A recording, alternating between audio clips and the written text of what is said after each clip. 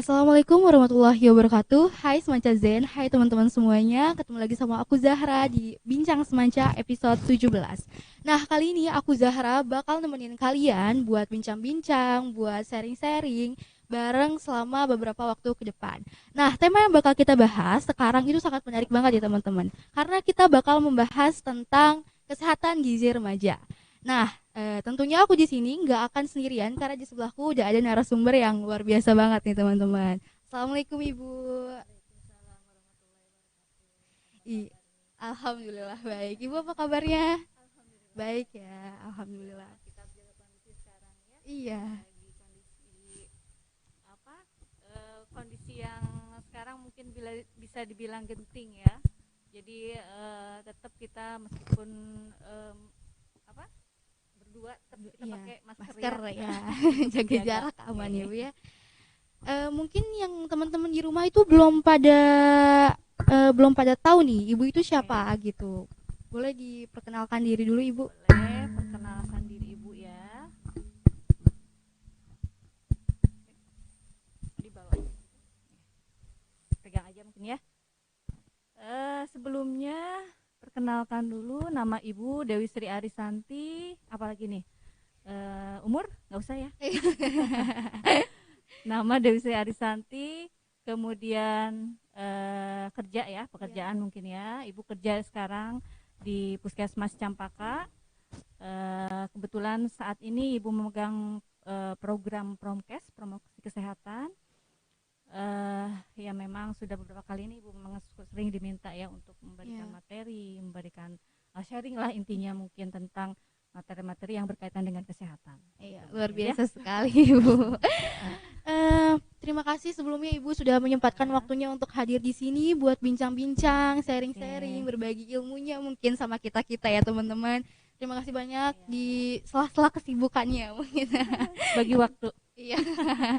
Nah, mungkin kita langsung masuk ke temanya aja kali ya Bu Oke, ya. mangga mangga. Gizi remaja. Nah, mungkin teman-teman yang lagi ada di rumah itu belum terlalu Mm-mm. paham nih, apa itu gizi remaja. Mungkin bisa dijelaskan terlebih dahulu Ibu. Oke. Untuk gizi, mungkin gizi remaja ya. Gizi remaja itu ada dua kata, gizi dan remaja ya.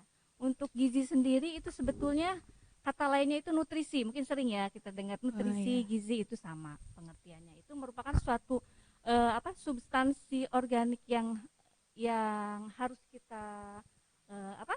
Yang harus kita penuhi untuk kebutuhan dari tubuh kita gitu. Jadi sebagai fungsi yang normal. Oh, Jadi baik itu seperti kita ketahui, kebutuhan gizi itu harus dipenuhi dengan beberapa komponen seperti karbohidrat, unsur-unsur di oh dalamnya iya. ya. Jadi gizi yang lengkap itu harus mengandung karbohidrat, kemudian protein, lemak, Oh, kemungkinan vitamin dan mineral. mineral. Nah, itu di dalamnya itu gizi itu mencakup itu gitu.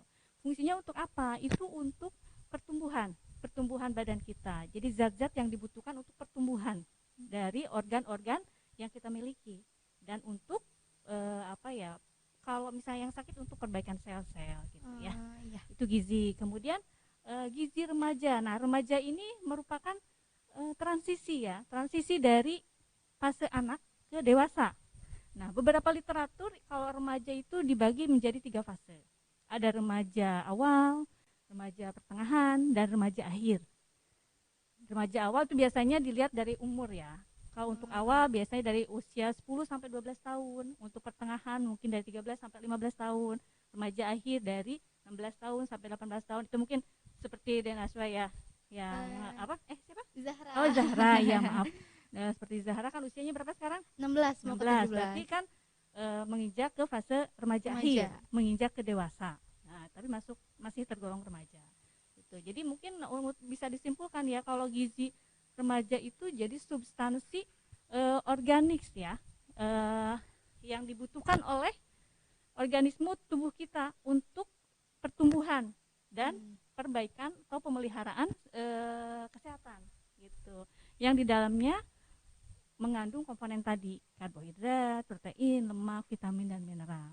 Mungkin itu Hmm. ya untuk Iya. secara umum gizi remaja itu seperti itu. Yang dibutuhkan untuk ya masa tadi itu Iya. ya, umur usia dari range antara 10 sampai 17 tahun, 12. 18 tahun ya gitu. Mungkin itu ya. Iya. Nah, kan tadi Ibu bilang katanya Zahra termasuk golongan remaja nih ya, Bu. Nah, kadang tuh kita tuh lebih suka sama makanan-makanan yang kayak junk food, yang kayak gitu, yang makan-makanan sembarangan lah gitu ya. Makanan kekinian ya. Iya. Nah, itu kan kurang sehat ya, Bu ya. Betul sekali, kurang Nah, sehat. itu tuh gimana tuh cara mengatasinya? Biar nggak terlalu sering makan-makan kayak gitu. Sebetulnya jujur. Nah, Zahra sendiri sudah menyadari sebetulnya makanan itu tidak bagus ya. Tapi kenapa kok dikonsumsi begitu? Coba Ibu pengen tanya dulu aja sebelumnya. Ini kenapa alasannya? Karena mau ya. Jadi alasannya kenapa? Pengen tahu. Misalnya udah tahu ini tuh nggak sehat, tapi kok tetap aja ya pengen jajan gitu ya. Kunaon tah? Kadang Bu kalau misalnya kita ngeliat tuh kayak wah enak banget nih gitu. Menggiurkan ya jajanan-jajanan di luar itu. Jadi memang saat ini kendala yang paling susah, jangankan remaja sebetulnya, anak-anak kecil pun sekarang sudah banyak yang mengkonsumsi jajanan-jajanan yang di luar, yang disebut bahasa trennya junk food ya. Junk food. Itu memang ketertarikan itu karena biasanya unsur dari kenyamanan, bisa sambil nongkiu kata anak sekarang, ngopi-ngopi sambil berbincang-bincang sama teman-teman, unsur itu ya biasanya karena aduh enak nih sambil nongkrong sambil jajan-jajan, itu kan jajanannya sepertinya gitu kan, minumannya manis-manis gitu kan, jajanannya banyak yang mengandung tepung-tepung gitu kan. Nah itu memang nggak bagus ya. Kemudian rasanya enak-enak, terus mudah dijangkau, terjangkau oleh uang untuk anak sekolah lah ya gitu kan. Kemudian juga mudah dibawa kemana-mana gitu kan, kalau makanan junk food itu. Tapi ya gitu, satu sisi kita harus perhatikan kandungan dari makanan-makanan junk food itu. Intinya sih kita sebetulnya dalam diri masing-masing sudah tahu ya. Jadi bagaimana ya Bu, kadang banyak emang pertanyaan biar kita tuh nggak tergiur, ya niat gitu ya kan. Sebagaimanapun kita jelaskan ini tuh nggak bagus, ini nggak boleh ini, tapi kalau niat kita udah hoyong karena memang fase remaja itu fase ingin mencoba-coba. Ada sesuatu hal yang baru, sigana enaknya, sigana nanti enak, sigana pokoknya mah mantep ya hijan eta, jadi nyoba gitu. Sesudah mencoba dia ketagihan terus. Nah gitu. Makanya satu hal kalau menurut Ibu ya, yang pertama niat. Kemudian kalau pengetahuan ya memang harus, tentunya sudah tahu sebetulnya ya, intinya sudah tahu kalau junk food itu memang berbahaya ya, membahayakan kalau terlalu sering. Tapi boleh, kalau Ibu pikir boleh sekali-kali, tidak melarang gitu ya. Boleh saja jajanan-jajanan itu dikonsumsi, tetapi tidak boleh terlalu sering karena efeknya nggak bagus ya. Misalnya bolehlah seminggu sekali beli apa, misalnya seblak gitu. Wah itu seblak. Kalau seblak kalau kita perhatikan itu kan dalamnya kerupuk tepung ya. Ada mie-nya, tepung lagi. Terus ada makaroninya, tepung lagi. Jadi isinya itu karbo semua sebetulnya. Dan kita ketahui kalau karbo itu kandungannya kan gula. Ya, banyak mengandung gula. Jadi memang untuk saat ini gula itu memang harus diminimalisasi. Jadi itu yang satu niat ya.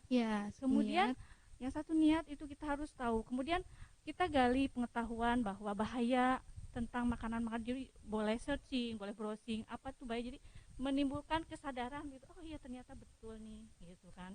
Terus ini juga sebetulnya memang harus dari pihak orang tua juga.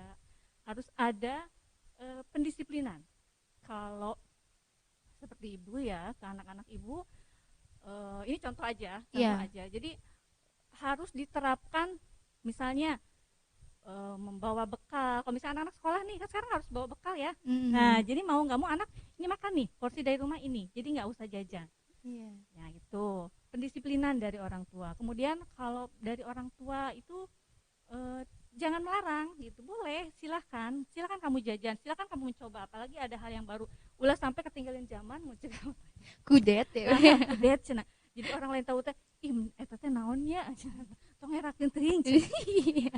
Yang penting tahu aja, boleh, tapi yang penting sudah tahu, tapi jangan keterusan Iya. gitu. Itu ya mungkin.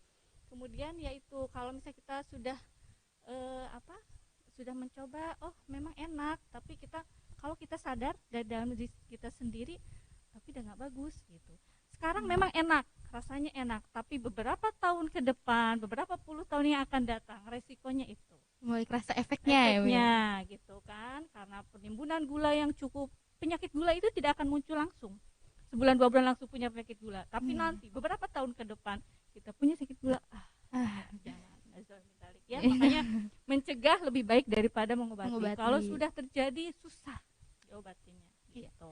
Intinya balik lagi ke diri sendiri kali ya, Bu ya. Gitu. Soalnya kalau susah, kalau misalnya kita mau cegah-cegah juga kalau dalam dirinya, jadi intinya nanti maling-maling. Iya betul. Gitu ya. Nah, aku juga pernah dengar nih, remaja itu lebih beresiko terkena masalah gizi. Itu kenapa ya, Bu? Karena begini ya, tadi yang Ibu bilang tadi. Jadi remaja itu merupakan suatu apa ya?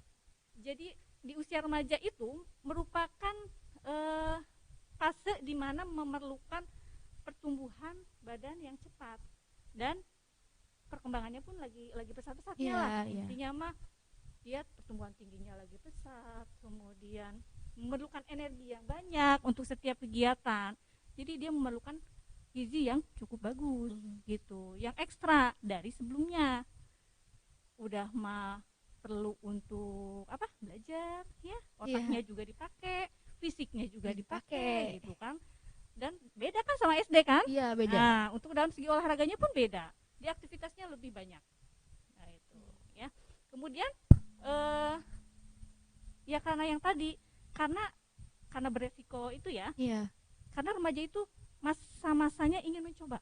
Oh iya, betul. Nah, jadi yang pertama itu kan karena dia memang remaja itu mempunyai fase lagi butuh ekstra tenaga, butuh ekstra protein, karena ada kegiatan yang ekstra.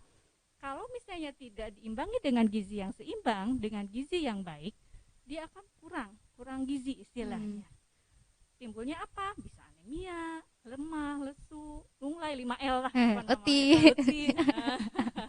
Jadi kurang gizi lah intinya begitu ya. Kalau misalnya kebalikannya, karena pola hidup, karena remaja itu masanya ingin mencari sesuatu hal yang baru, mencoba-coba, itu bahkan timbulnya yaitu tadi, ada hal yang baru, jajan. Timbulnya apa? Obesitas. Nah, jadi karena bisa kurang, karena obesitas juga sama, itu karena gangguan nutrisi ya, karena kelebihan. Jadi kurang gangguan nutrisi itu, gizi ada yang kelebihan, ada yang kekurangan. Nah, kelebihan juga itu sebetulnya nggak bagus kan? Itu sebagai kendala juga. Dan sudah gemuk susah kalau mau turun. Perjuangan lo itu. Gitu. Makanya remaja itu lebih beresiko ya, karena pertumbuhannya yang sedang pesat-pesatnya, kebutuhan energinya harus dipenuhi dengan banyak nutrisi. Sementara kita kalau tidak diimbangi, ya nanti larinya begitu. Banyak, jadi daya tahan tubuh berkurang, nanti banyak penyakit yang muncul, sakit. Ujung-ujungnya begitu. Nah, sebenarnya Bu, berapa banyak sih protein yang harus kita terima itu setiap harinya, itu berapa gitu? Untuk sebetulnya tidak hanya protein ya. Kan kalau gizi itu dia kalori hitungannya ya. Untuk komponen gizi itu kan tidak hanya protein ya. Khusus untuk laki-laki sama perempuan itu berbeda. Berbeda kadarnya. Karena secara logis, secara kita sepintas aja, kalau laki-laki kan lebih energinya lebih banyak dikeluarkan dibanding perempuan ya. Perempuan rata-rata mager kan. Kalau laki-laki itu kan biasanya senangnya ke sana kemari ya.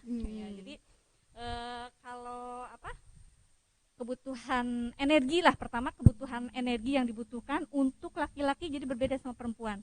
Kalau untuk laki-laki itu kebutuhan energi per hari itu sekitar 2.400 sampai 2.500 kilokalori. Nah, kalau untuk perempuan paling sekitar 2.100 atau 2.200. Jadi bedanya sekitar 300-an ya, 300 kilokalori. Nah, di sana itu terdiri dari protein, dalamnya ada lemak, ada karbohidrat, sama serat. Nah, itu beda-beda kandungannya. Laki-laki sama perempuan juga beda. Oh, beda. Beda. Kalau untuk laki-laki itu untuk protein biasanya sekitar 60 sampai 70 gram. Ya. Kalau untuk perempuan itu 50 sampai 60. Bedanya 10 lah. Iya. Nah, jadi perempuan lebih sedikit dibanding laki-laki. Sama karbohidrat juga gitu. Karbohidrat juga untuk perempuan itu biasanya sekitar 300-an. Kalau laki-laki 350 atau 400. Nah, untuk lemak juga perempuan sekitar 70, kalau laki-laki 80 gitu. Begitu pula dengan serat, dia bedanya 10 aja. Kalau perempuan biasanya sekitar 30, laki-laki 35 sampai 40. Jadi laki-laki memang membutuhkan lebih banyak dibanding perempuan, begitu ya. Kenapa? Oh ya Bu, kemarin tuh aku pernah dengar nih ya, 4 sehat 5 sempurna itu sekarang sudah diganti menjadi gizi seimbang. Nah itu kenapa tuh Bu bisa diganti seperti itu? Ya awal-awal dulu tahun berapa ya, ibu juga waktu pas lahir menurutnya zaman kibenen cenah itu kita mengenal, dan sampai sekarang juga anak-anak kalau kita tanya tetap ya ininya 4 sehat 5 sempurna. Ya, yang lebih terkenal itu. Iya. Sebetulnya itu muncul dari tahun 1942 kalau nggak salah. Bukan moto ya, apa namanya itu teh, slogan atau apa ya, slogan 4 sehat 5 sempurna itu. Jadi mereka muncul itu dari Bapak Gizi Indonesia itu menyemboyankan, bukan menyemboyankan, naonnya tuh artinya teh ada slogan 4 sehat 5 sempurna itu menerapkan kepada masyarakat bahwa pentingnya gizi. Nah, tapi ketika tahun 2014 itu dengan berkembangnya ilmu pengetahuan, berkembangnya penelitian-penelitian, Kemenkes merubah dengan kampanye isi piringku. Udah pernah dengar isi piringku? Dengar pernah. Isi piringku dengan panduannya itu gizi seimbang. Jadi sebetulnya itu lebih diperinci. Kalau dulu 4 sehat 5 sempurna apa aja coba? Nasi, lauk pauk, sayur mayur, buah, susu itu pelengkap penyempurna cenanya. 4 5 sempurna. Tapi tidak dijelaskan porsinya berapa, ya kan? Ya. Jadi meureun lamun ayeuna mah arek nasi sapiring. yang penting terpenuhi kan? Yang penting kemudian 5 sempurna gitu.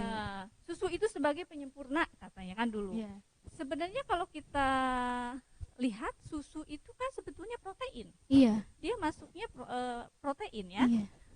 Masuknya lauk pauk gitu kan. Jadi yang gizi seimbang itu sebetulnya intinya menyempurnakan gitu, dan lebih memperinci kadarnya, porsinya.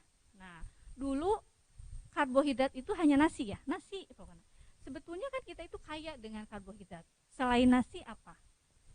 Kandungannya tetap karbohidrat.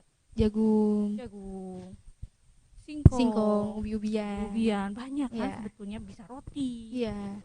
Nah, dalam gizi seimbang itu pokoknya intinya karbohidrat gitu.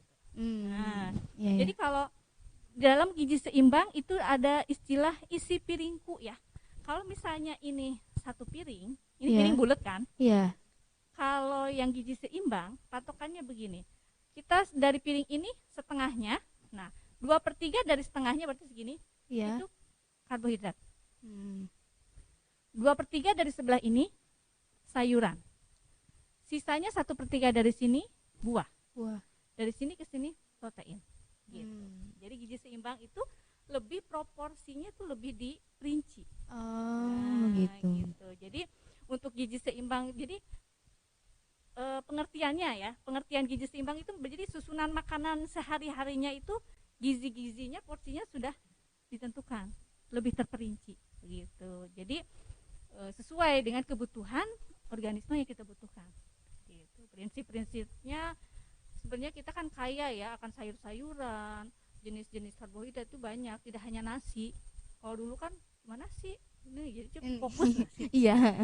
Kalau sekarang boleh diganti pakai jagung. Jagung. Yang penting intinya isinya karbohidrat. Nah, itu bedanya itu. Iya, iya. Bedanya. Terus susu tidak terlalu ditekankan karena susu itu termasuk protein. Gitu. Jadi sekarang penekanannya itu aja. Porsi terus ditambah dengan ada yang pertama kan kalau gizi seimbang itu variasi keanekaragaman makanan yang tadi itu ya. Jenisnya kan banyak, kayak karbohidrat itu bisa nggak hanya nasi, bisa jagung, bisa roti, bisa gandum, dengan keanekaragaman variasi makanan. Kayak sayuran juga macam-macam, kan? Ditambah yang kedua dengan PHBS, perilaku hidup bersih dan sehat. Nah itu dengan didampingi dengan cuci tangan sebelum makan, cuci tangan pakai sabun, kemudian mencuci sayur-sayuran, itu tetap. Kalau gizi seimbang itu didampingi itu. Pertama variasi keanekaragaman, yang kedua PHBS, tadi cuci tangan sebelum makan gitu ya, kebersihan pokoknya.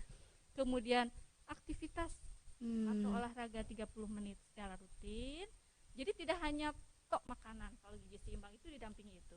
Dan yang terakhir ada lagi untuk pengendalian berat badan ideal. Nah itu penambahannya itu aja untuk gizi seimbang. Jadi tidak hanya memperhatikan makanannya saja, didampingi dengan itu tadi. Yang variasi keanekaragaman, jadi tidak hanya terpaku nasi, tidak hanya terpaku ikan atau lauk gitu ya. Bisa divariasi dengan yang lain, yang penting kandungannya gitu. Kemudian ditambah aktivitas fisik secara rutin setiap hari, ditambah lagi dengan tadi kebersihan, kemudian pengendalian berat badan. Itu. Jadi itu yang harus diseimbangkan. Dan kadang sampai terlupakan ya. Kalau dulu air kita minum tidak dibahas kan? Kalau 4 sehat 5 sempurna ya. Padahal kan kita tahu sendiri dalam pembelajaran bahwa tubuh kita itu 70% itu mengandung air. Jadi dalam gizi seimbang kita wajib harus minum sehari itu 8 liter. Jadi 8 gelas air mineral. Kalau dulu kan tidak dicantumkan ya. Minum hanya susu aja. Penyempurna susu. Padahal yang sebetulnya air mineral itu sangat dibutuhkan. Sehari itu minimal 8 gelas air mineral. Gitu. Jadi di samping porsi makanan yang sudah ditentukan, minum air putih, air mineral minimal 8 gelas. Kemudian keanekaragaman variasi makanan, PHBS-nya, pengendalian berat badan, kemudian aktivitas sehari-hari 30 menit. Sehari-hari. Olahraga mungkin ya. Nah, itu olahraga secara rutin gitu. Jadi itu perbedaan 4 sehat yang sempurna dengan gizi seimbang. Gizi seimbang. Jadi banyak komponen-komponen yang melengkapi dan memperjelas gitu ya. Lebih terperinci dan ini porsi ya. Kadar-kadar menentukan, lebih memperjelas lah intinya. Kalau dulu kan ini banget lah, luas banget, luas gitu ya. Luar biasa sekali. Mungkin Bu terakhir nih ya, pesan-pesan buat teman-teman yang lagi nonton di rumah mungkin ya, apa pesan-pesannya? Pesan-pesannya apa ya? Apalagi sedang begini, kondisi lagi genting ya, dibilang genting ya, genting sekarang. Lagi naik-naik lagi nih Bu. Lagi naik daun nih si Omikron. Om Covid lagi naik. Jadi Ibu pesan sekali kepada anak-anakku sekalian. Pertama, coba diusahakan sarapan atau makan sehari itu 3 kali. Dibiasakan sarapan pagi, karena sarapan pagi itu sangat dibutuhkan untuk melakukan aktivitas awal. Bangun tidur, kita energi sudah habis, mau melakukan aktivitas di pagi hari, pastinya membutuhkan energi yang cukup. Kita mau sekolah kan belajar, otak kita harus dipakai, nutrisinya harus terpenuhi gitu ya. Bagaimana mau konsentrasi kalau perut kita kosong, nutrisi otak tidak terpenuhi, susah. Nah, gitu ya. Jadi tolong kalau kalau bisa makan sehari 3 kali, sarapan dulu dari rumah. Kemudian kalau yang bisa orang tuanya ada, tapi kalau niat tuh bisa sebetulnya ya, bawa bekal. Nah, dari rumah itu lebih sehat dibandingkan kita jajan. Ya, jajan di Nah, luar kan jajan di luar sembarangan lagi. sembarangan lagi, nanti larinya junk food Jemput lagi. lagi. Gitu. Kan katanya mau mengurangi junk food. Iya. Nah, kalau misalnya kita jajan mah pasti larinya junk food lagi, Iya. mie lagi, Mie lagi. pasti bakso lagi, kan? Cilok lagi. lagi. Kalau jajanan sekarang kan larinya pasti itu ya. Iya. Yang lebih apa? Lebih mudah dan terjangkau Iya. gitu kan, dan banyak dijual gitu. Apalagi depan-depan sekolah itu kan banyak ya Bu ya, Betul, yang jual-jual seperti gitu. itu. Kemudian, nah ini nih yang susah anak-anak sekarang itu makan sayur buah, kayaknya susah ya. Iya, susah. Padahal itu, wah, sayur itu luar biasa itu manfaatnya bagi tubuh kita, apalagi buat perempuan itu untuk bagus untuk kulit ya, kekencangan kulit, untuk serat, melancarkan pencernaan itu sayur dan buah. Karena di sana itu banyak mengandung vitamin sama mineral. Jadi dia kandungannya banyak sekali lah manfaatnya gitu. Cuman aneh ya, kenapa anak-anak sekarang susah ya makan sayur? Ada juga Bu yang nggak suka makan itu. buah, makan sayur gitu. Ada itu. Padahal kalau sudah mencoba itu enak loh, seger makan sayur buah itu. Coba, suka nggak makan sayur buah? Suka. Bagi anakku sekalian yang nggak suka, ini coba dicicip-cicipi, apalah gitu jenisnya, mau wortel, mau apa, kentang gitu ya. Itu sebenarnya banyaknya karbohidrat. Yang lain lah sayuran hijau gitu kan. Mumpung kita masih muda nih, masih sehat. Kalau udah tua, udah punya asam urat, nggak bisa makan sayuran hijau. Kemudian apa lagi ya? Makan ikan juga ada yang banyak nggak suka. Ikan. Banyaknya kan sekarang daging sama ayam sukanya. Padahal ikan itu protein omeganya lebih tinggi dibanding daging sama ayam. Ikan itu banyaknya nggak suka, kalau ibu tanya anak-anak ibu ya, biasanya anyir mah katanya gitu kan. Tapi gimana pinter-pinternya ngolah sih sebetulnya ya. Terus duri-durinya katanya males misah-misahin. Gitu. Jadi pinter-pinternya kita sih diakalin gimana caranya gitu kan. Nah, terus apalagi ya, pesannya banyak sebetulnya untuk banyak minum air putih. Nah, karena itu untuk yaitu karena komponen tubuh kita banyaknya air sebetulnya. Kurang air itu nanti efeknya nanti banyak lah, karena air itu untuk konsentrasi juga ya. Nanti bisa kalau dehidrasi dia juga sama, ujung-ujungnya lemes, nggak konsentrasi. Kemudian nanti pencernaan juga susah nanti gitu kan. Hindari makan makanan yang asin, manis, kemudian berlemak. Nah, sekarang kan senang anak-anak tuh jajanan kulit-kulit yang kriuk-kriuk. Nah, itu kan lemak semua itu isinya. Itu banyak ya pesannya, apa? Kebanyakan nggak nih? Banyak soalnya nih pesannya. Gak apa-apa Bu. Setia menonton ya. Kemudian apa lagi ya? Mungkin kita harus pandai-pandai bersyukur ya dengan anugerah dari Allah Subhanahu wa taala bahwa kita di negeri ini diberikan beraneka ragam makanan ya. Sumber-sumber sayuran, mau protein, kaya sebetulnya kita. Gimana kita mau mengolah dan mengkonsumsinya gitu. Kita pilih-pilih mana yang suka, yang penting semua terpenuhi itu. Ya, gitu. Kemudian ya itu tadi, mungkin diperhatikan gizi yang seimbang, beraktivitas minimalnya sehari 30 menit. Ya mau jogging tiap pagi, lari dari sini ke jalan bolak-balik kan lumayan. Pokoknya 30 menit aja ada aktivitas. Sekarang kan banyak juga aplikasi-aplikasi yang kayak workout, yang kayak gitu. Itu kan itu gak usah memerlukan biaya banyak gitu kan. Kemudian hygiene juga sekarang, cuci tangan jangan lupa, cuci tangan pakai sabun setiap sesudah melakukan kegiatan, mau makan, mau apa gitu kan. Apalagi kondisi begini, tetap ya CTPS, 5M-nya prokes diperhatikan agar kita tetap terjaga kesehatan kita ya. Apalagi itu ya banyak. Banyak.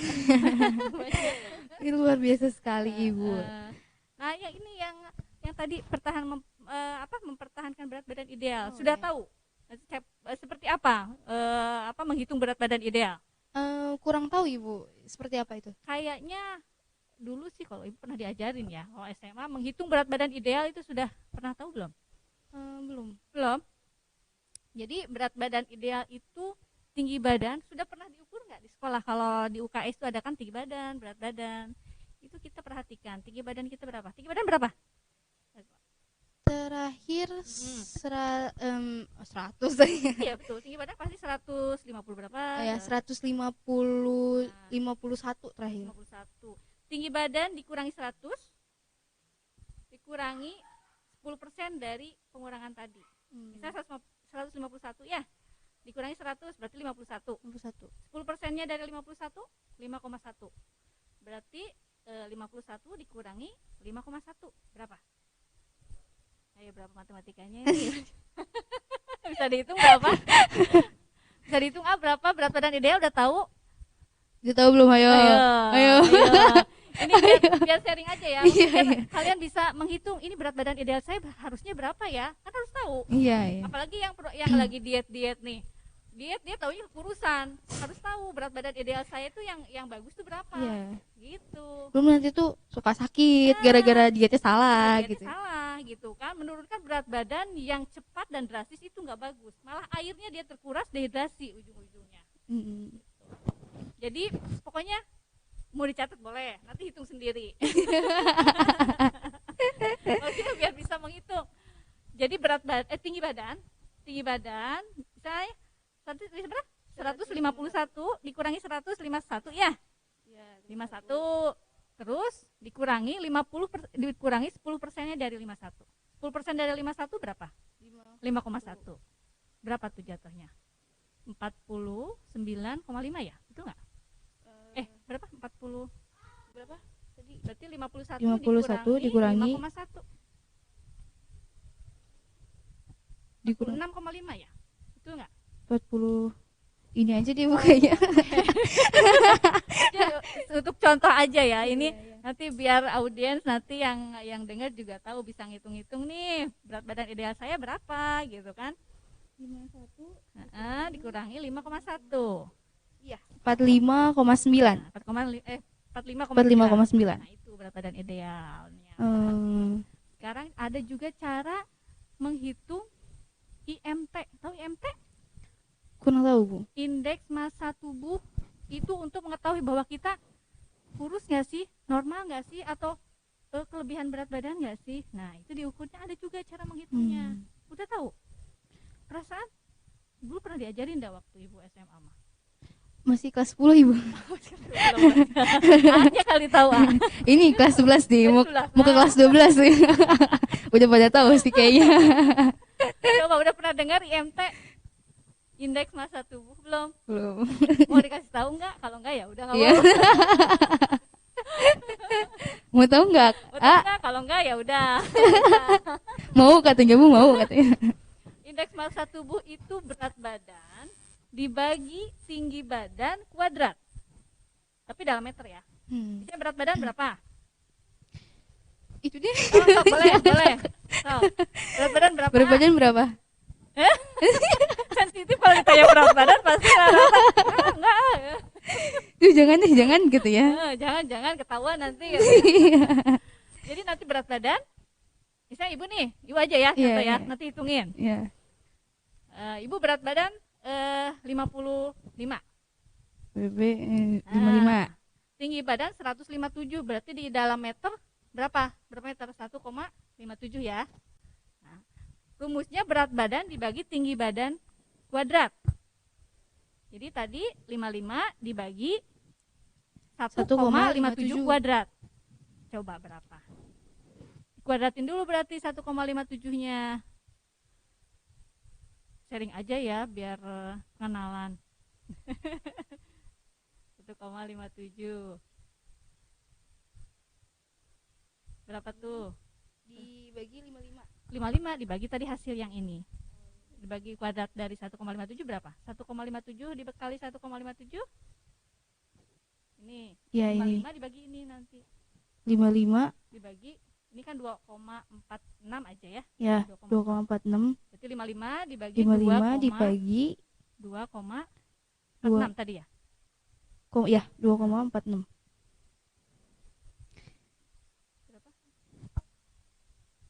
Berapa? 22 ya? 22,3. 3. Nah, ini untuk range-nya dia disebut kurus kalau kurang dari 17. Normalnya antara 18,5 sampai 25. Untuk kategori gemuk itu di atas 25. Berarti Ibu normal ya? Normal. Begitu. Begitu, iya. Ya. Nanti di-share ke teman-temannya. Iya, siap Bu, siap. Teman-teman yang lagi nonton juga bisa ya di-share ke teman-temannya. Bisa, nanti dihitung sendiri. Iya, Kalau dihitung malu, sendiri. kalau malu nanya, nanti hitung sendiri ya. Soalnya sudah tahu rumusnya tadi ya, dari Iya. rumusnya. Oke, itu mah hanya ini saja apa? Sharing. Daripada nanya ke orang lain, aku gemuk nggak ya? Iya. Aku kurus nggak? Mending hitung sendiri. Mending hitung sendiri ya Bu ya. Gitu. Iya, luar biasa sekali Ibu. Ya ampun, terima kasih banyak kalau sebelumnya. Mohon maaf nih karena dadakan nggak bisa maksimal. Iya. Maaf juga nih ngasih ini dadakan Bu ngasih taunya. Ya makanya gitu kemarin harusnya ini memang petugas gizi yang ada. Iya. Karena kebetulan petugas gizinya baru petugasnya kemudian berhalangan, jadi ya sudah nggak apa-apa gitu ya, saling ini aja saling mengisi aja. Ya, terima kasih banyak Ibu sekali lagi sudah meluangkan waktunya. Tadi juga kan habis ada kegiatan dulu ya langsung ke sini. Kalau kita lagi repot-repotnya puskesmas lagi banyak peningkatan gini, lagi sibuk. Iya. Terima kasih juga buat teman-teman di rumah yang udah nonton ya Bu ya, sudah menyimak, semoga bermanfaat buat kalian dan diterapkan di kehidupan sehari-harinya. Betul, ya Bu ya. Tidak hanya mengetahui tapi menerapkan dalam kehidupan sehari-hari dan lebih terasa nanti manfaatnya. Ya. Tidak hanya sekedar tahu tapi mau melakukan. Manfaatnya bukan sekarang ya Bu ya, tapi nanti. Ya. Sekarang juga bisa dirasakan tapi masih terpaksa berproses ya. Iya. Baik, mungkin Bincang Semanca episode 17 sekian. Sampai bertemu di Bincang Semanca episode berikutnya. Terima kasih. Wassalamualaikum warahmatullahi wabarakatuh. Waalaikumsalam.